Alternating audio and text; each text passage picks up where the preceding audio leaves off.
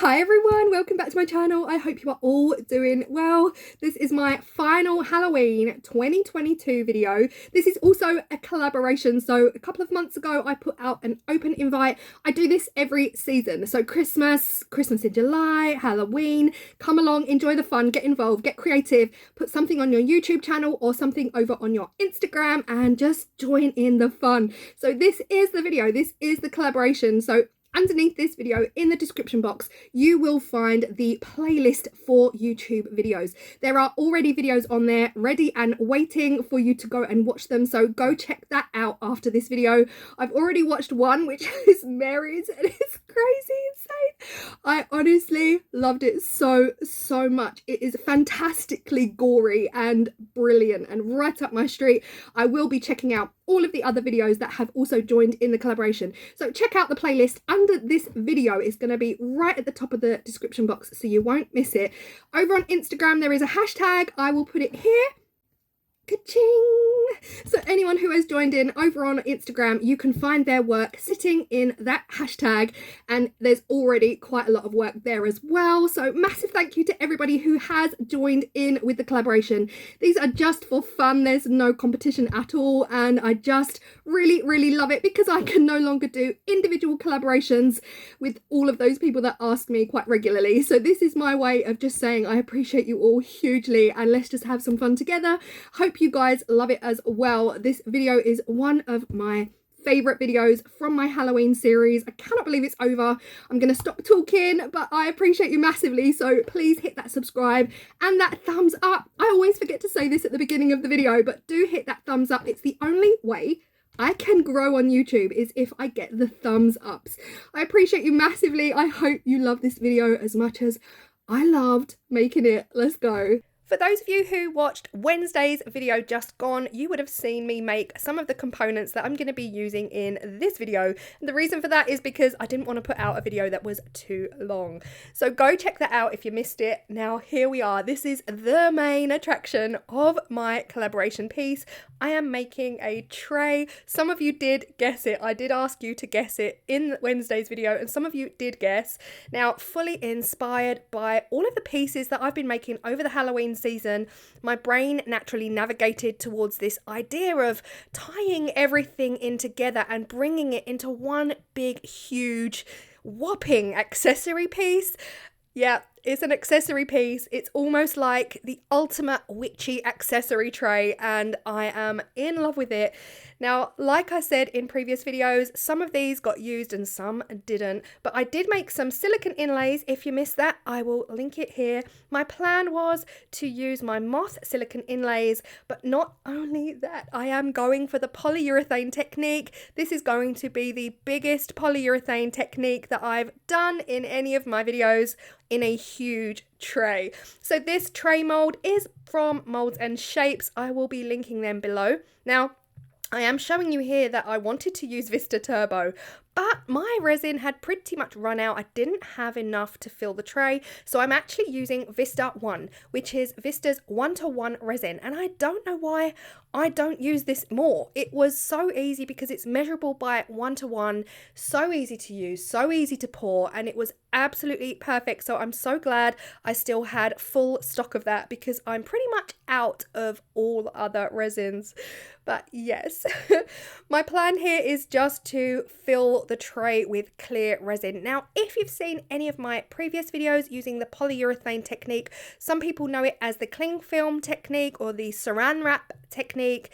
I hate saran wrap and cling film. I feel like it is a nightmare. It's just not worth it for me. Whereas the polyurethane, which is painter's drop sheet, when like painters and decorators, when you're decorating your house and you protect your floors or you protect your furniture, it's polyurethane and it comes away so much easier from the resin than cling film or saran wrap. So polyurethane technique is the one.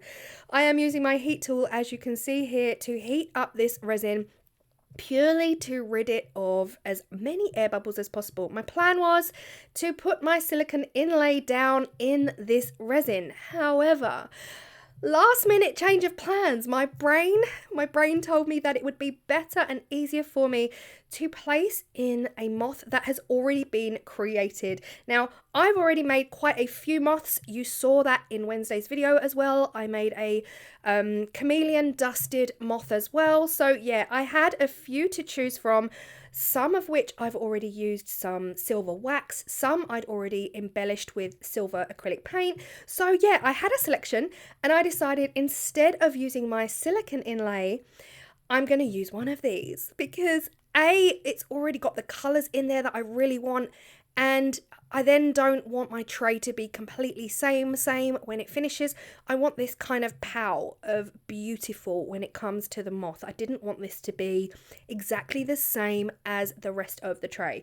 So here I am just coating my moth in a layer of the resin. I am still using the Vista 1:1 resin here.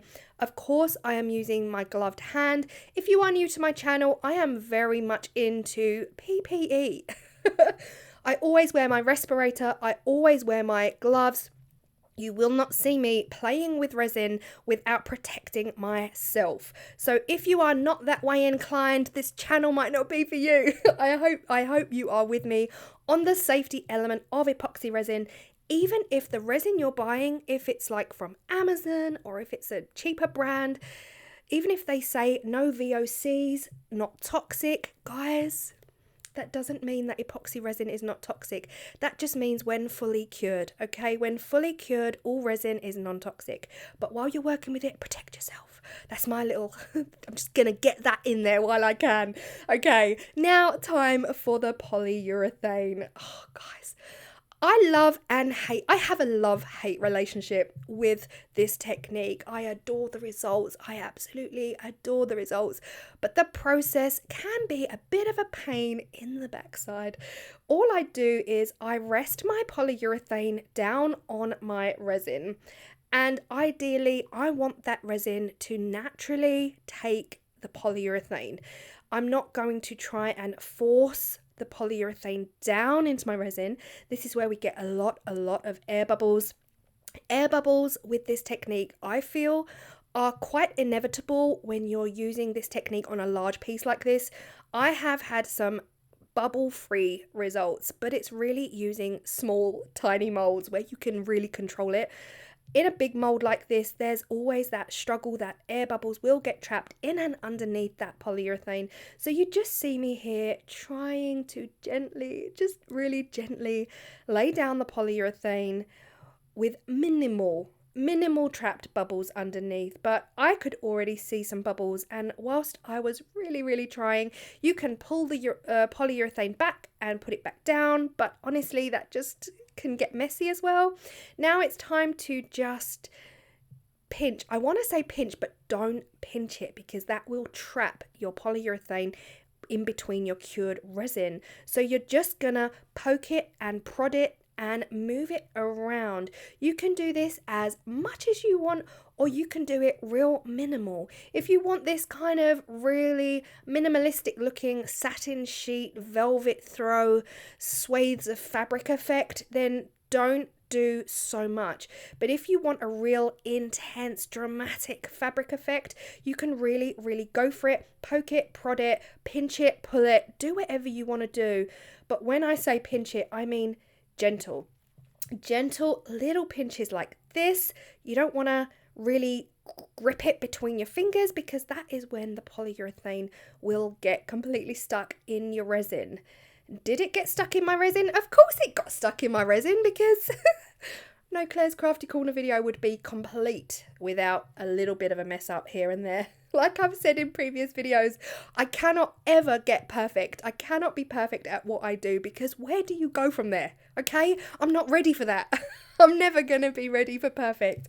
This is 24 hours later and it is time to take the polyurethane off. And as you can see, yes, it's coming away like a dream. Trust me, if you've used cling film, you'll know that this is coming away so much better and easier than cling film.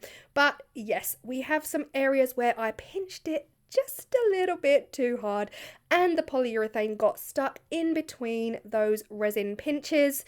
It's not ideal because what you really want is a piece of polyurethane that can be used again. Now here's the thing, this polyurethane is from the pound shop.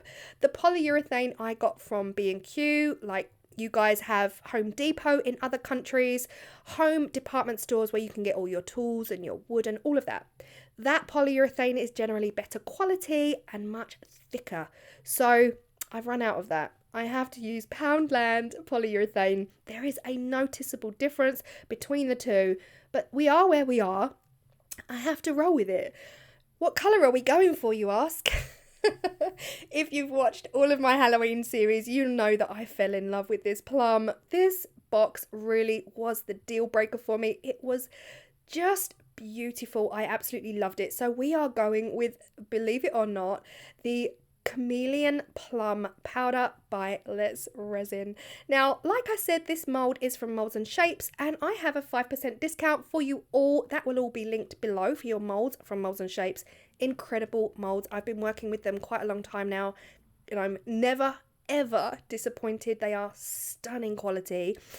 I am also a Let's Resin affiliate. So I do earn from purchases. I earn commission from purchases, and you have a 10% discount for yourselves. So that is also in the description box down below if you are interested in purchasing any of these chameleon powders or the molds that you saw me use in Wednesday's video, anything like that. Everything is linked down below. I am an affiliate and an ambassador for several companies, so everything will be linked down below, including Resin by Vista. Now, there is no discount, immediate money saving discount with my Vista code, but it will give you, as a brand new customer, when you open an account, it will give you quadruple your miles. So it's all in the description box. Just always check the description box of any of my videos. If you are still here, thank you so much. This is a bit of a long one. We are nearly 12 minutes in, and I massively appreciate you. If you're still here at this point, please hit that thumbs up. Like I said at the beginning, it's the only way in which I can grow. So back to the video. You saw me here dust all of that cling film. Like, this is 24 hours later and it's ready for the chameleon powder to be dusted on. Just make sure that you get every single little nook and cranny, including all around the sides of the mold. And now we are filling it up again right to the very top of the mold with Vista 1:1, which is called Vista 1, but it's their 1:1 resin. It honestly, yeah, I really need to use this a lot more. I think I'm so used to Vista Turbo, where it cures in 5 hours and I can get so much done in a day. I've been spoiled by Vista Turbo, but I do need to get on and order some more. This is the first time I'm actually using a jug. This jug is from my local pound shop. I get 2 for £1. Guys, the resin came out of this jug better than any resin has ever come out of any vessel I've ever used, and I'm 5 years in to my channel. How am I only just discovering this? I'm going to get back to my pound shop. I'm going to get more of these jugs for the larger projects. Very rare do I do big projects though. That's the thing. I usually just use little silicone cups. Anyway, that's a helpful tip for you. These jugs, oh my goodness me, amazing. Okay. I did use Vista Black Liquid Pigment in this, one of my favourite pigments because, like I said, it's liquid, it's not a paste. Gave it a blast of heat. Be careful of silicone when you're blasting with heat. Don't go near the silicone, just go in the centre. Are you ready for this? Are you ready? Dun, dun, dun. I don't think you're ready for this jelly. Oh my goodness me. Guys, when I turned this over, I gasped. Yes, there's air bubbles. Do we care? No, we don't. Handmade with love and not perfection. Remember, guys, I need to put that on an apron. Your aprons are on their way to you as well. For anyone who won my giveaway, I hope you've either received them, or if you haven't, they will be with you in the next couple of weeks, especially America. Australia, you might get yours for Christmas. I hope you get yours for Christmas, but it's well and truly posted from my end. Anyway, back to the video. Here is some close-ups because I cannot. I am so happy this turned out. I am over the moon. Yes, we have so many air bubbles. When you think you have just a few, look deeper, guys. Look deeper because I've got so many, but it doesn't take away from the piece. You can see here the dents on top of that moth. That is where I really pushed the moth too deep. I pushed it into the silicone mold, which is a tragedy. We don't want to do that. Don't be like me, okay? I have marked my silicone mold. That is not ideal. So when you are doing this, just place it down gently, place it down gently. Okay, this is where Claire's Crafty Corner really messes up. It is time for a top coat, but what I need to do before I top coat is I need to sand this entire piece. I need to just buff this surface so that the resin has something really good to cling onto. You don't have to do this step because it's only been 24 hours. You could just resin top coat straight over this. But what I worry about is I worry about resin pulling away from the edges. If anyone's ever done any top coating, you know that resin can pull away from the edges and leave you with just a really unfinished piece that you then have to redo. So nowadays I don't like to sand at all, but I do like to sand my resin pieces if I'm doing top coats like this. But I'd already put the masking tape on the bottom. Big mistake, because then I added water. I am what you call someone who doesn't really think things through when it really matters. Anyway, time for the top coat.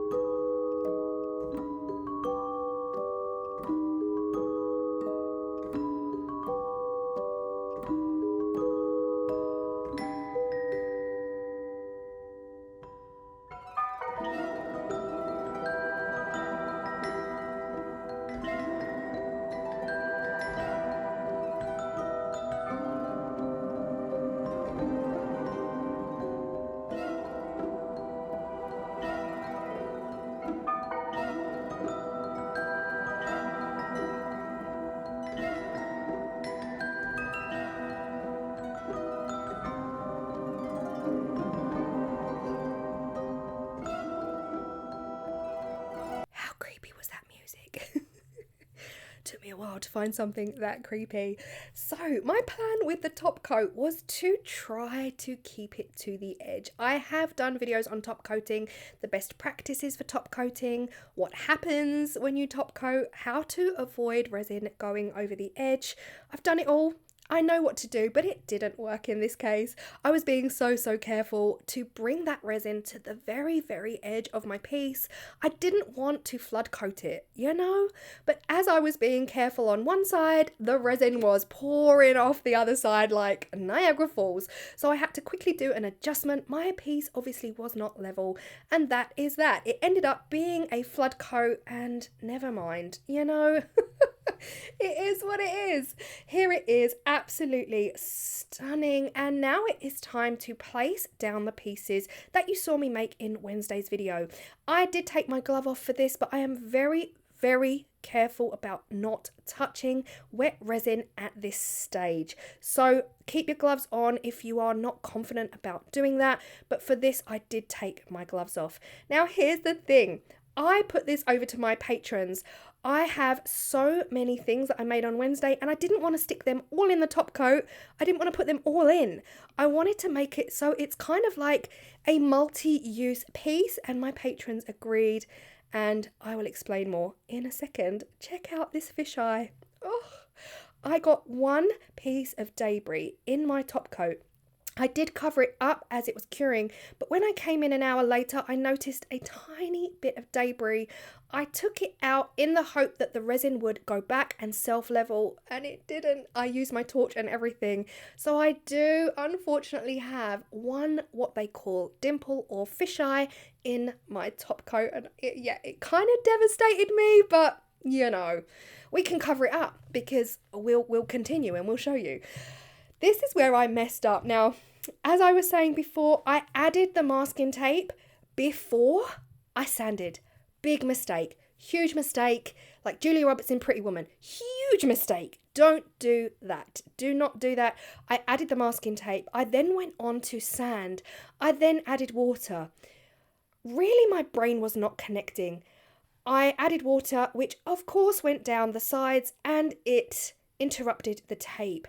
The tape therefore came away from the edges in some places, not all places, but it did come away from the edge. So you can see here how beautiful it is to use tape. This is Green Frog tape. I do like the brand. It works better than cheaper masking tape for me. But unfortunately, we did get where the sides of part of it, the resin seeped well and truly underneath the masking tape. So sadly, I do have a huge sanding job on my hands to get the base of this piece back to being pretty, and then I will cork base it. So it will all be okay in the end. It's just inconvenient, you know? Everyone who's watching who knows me knows how much I love sanding. So, as I was saying, I went over to my patrons who have helped me through this entire project. Thank you so much to my patrons. I appreciate you massively. And I kind of explained to them that I didn't really know how to finish this off. Do I stick all of the things that I've made recently into the top coat?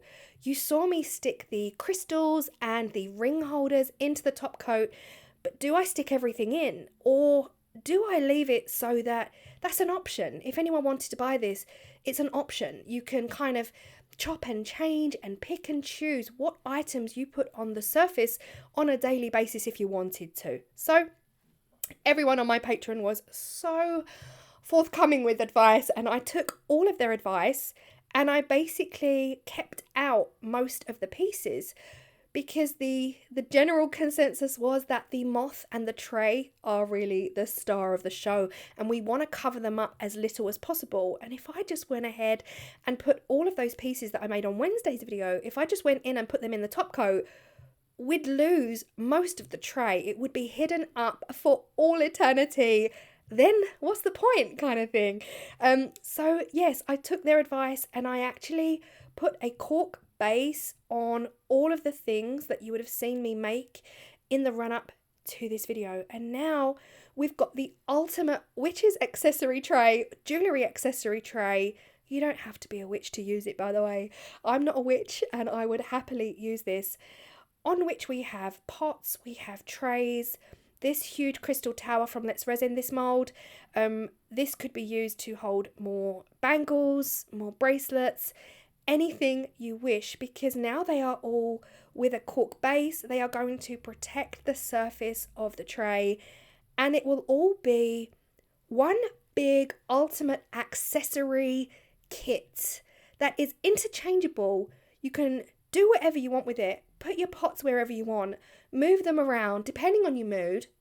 I also feel like the crystal tower is just a bit too big for this piece, but it could be used on its own as a standalone piece.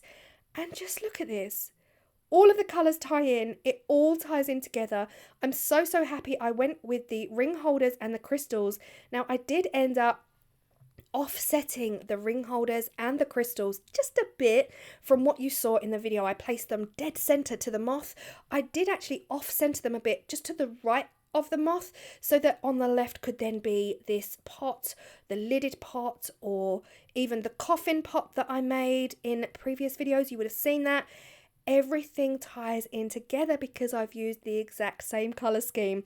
This is what I was saying in a recent video about sticking to that one colour scheme, because it's all gonna come together in my collaboration video, and this is it. This is it, all coming together, and I could not be happier. If you've got any questions, of course, leave them in the description box. No, don't do that. Leave them in the comment section down below. But look at this combo. How gorgeous is this combo? The coffin and the lidded pot together. Come on. Absolutely, probably my favourite combo. But like I say, you don't have to stick them in. You can put your cork bases on to protect the surface of the tray. And I'm in love. I am so in love, and I cannot get enough of this. If you are still here, guys, we're nearly 25 minutes in. This is probably my longest video this year. So massive appreciation to you all if you are still here. Now look at it with this tray. This is the skull and cross inlay tray that I made in a recent video.